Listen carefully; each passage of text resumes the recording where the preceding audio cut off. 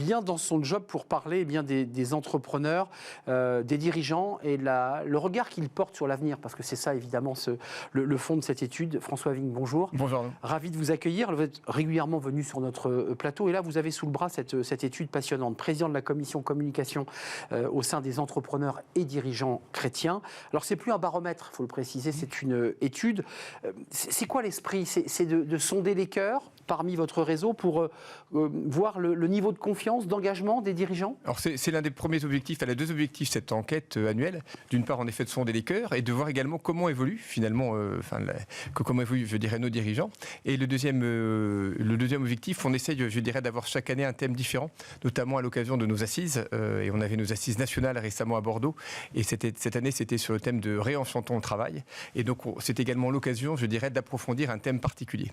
Alors des entrepreneurs au profil différent et réexaminons et analysons cela en sortant de Pâques, parce que c'est très intéressant, l'importance de la foi dans son travail. Ce sujet-là a été traité et il est traité dans l'étude.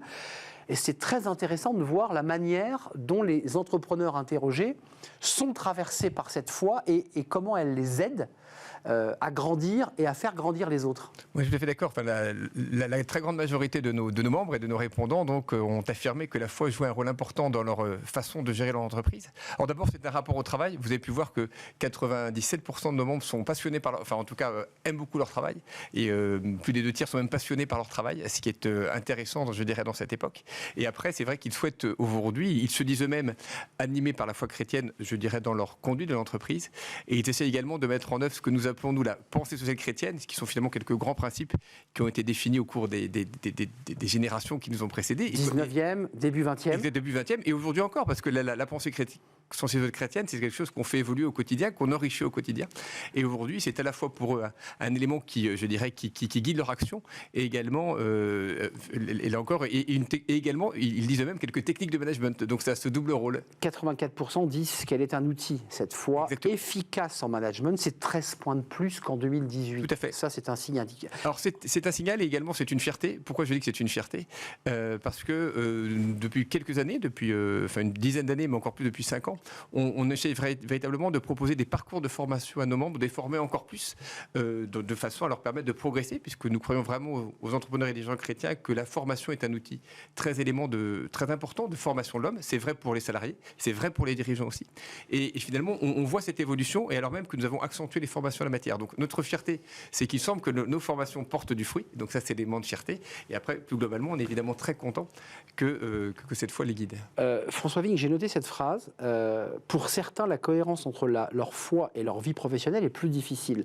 Par rapport à certains métiers, c'est intéressant qu'on l'ausculte, celui-ci dit « je suis un peu bipolaire ». Difficulté d'assumer ma foi, ma relation aux autres, clients, partenaires, dans la matière que je traite, sujet financier. Alors, je ne vous ai pas présenté, mais peut-être c'est vous qui avez répondu, parce que vous faites de l'asset management et du M&A, c'est-à-dire de la fusion-acquisition. Comment on fait ? Comment on est un dirigeant chrétien lorsqu'on est au contact du monde de la finance ? Alors là encore, je pense que c'est vrai pour la finance, mais c'est vrai pour tous les métiers. On essaie véritablement finalement je pense, de se dire qu'est-ce qu'aurait fait Jésus si c'était à ma place. Alors ça vous paraît très ambitieux, très, très prétentieux. Et on se laisse également, parce que nous croyons aussi à la prière, aux entrepreneurs et dirigeants chrétiens.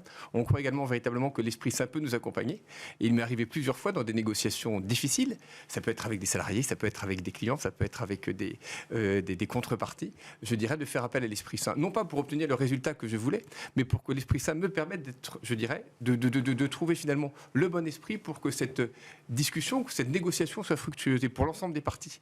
C'est pas pour nous-mêmes uniquement, c'est parce qu'on essaye véritablement d'œuvrer ensemble au bien commun et de faire qu'avec l'aide, là encore, de l'Esprit Saint qui n'est finalement qui vous accompagne et qui nous accompagne, qui vous porte même. Et qui nous permettent également tout à fait de nous porter puisqu'il nous est bien supérieur. Un petit mot, on parle beaucoup de leadership, de formation en leadership, et j'ai le sentiment qu'à travers cette étude, vos dirigeants, par cette foi dont vous parlez d'une manière très, très ouverte, très libre, très humaine, vous aide à être de meilleurs leaders. Est-ce que vous avez ce sentiment-là ? Moi, à titre personnel, j'en ai déjà témoigné plusieurs fois auprès de membres de l'EDC. Je ne prétends pas être un bon dirigeant, un bon manager, mais je suis sûr que je suis un bien meilleur dirigeant et manager que si je n'avais pas été aux entrepreneurs et dirigeants chrétiens. Depuis que je fais partie du mouvement, j'ai beaucoup progressé. Je m'interroge très régulièrement sur la façon dont je manage l'entreprise, avec justement tous mes pairs. On est aujourd'hui plus de 3700 membres, aux entrepreneurs et dirigeants chrétiens, et on se réunit très régulièrement. Ça nous permet, je dirais, de réfléchir à nos pratiques respectives, de les faire progresser ensemble. Je fais par ailleurs, comme je disais, appel à l'Esprit Saint et à Dieu plus généralement dans la gestion, et je suis convaincu que ça nous aide à être meilleurs. Penchez-vous sur cette enquête des entrepreneurs et dirigeants chrétiens. Il y a le baromètre et il y a cette enquête. Elle est très très riche et elle permet aussi de voir l'état d'esprit du réseau, 3700 membres. Merci François Vigne de nous avoir rendu visite, président de la commission communication des EDC entrepreneurs et dirigeants chrétiens. Merci de nous avoir rendu visite. On tourne une page. Le débat de Smart Job, c'est un grand entretien aujourd'hui avec la DRH d'Amazon Store. Qu'est-ce que c'est exactement? Alors tout le monde connaît la marque Amazon, les recrutements, la marque employeur, la qualité de vie au travail. Ça, c'est un sujet important. On va aborder tous ces sujets avec elle. Elle est notre invitée pour un grand entretien.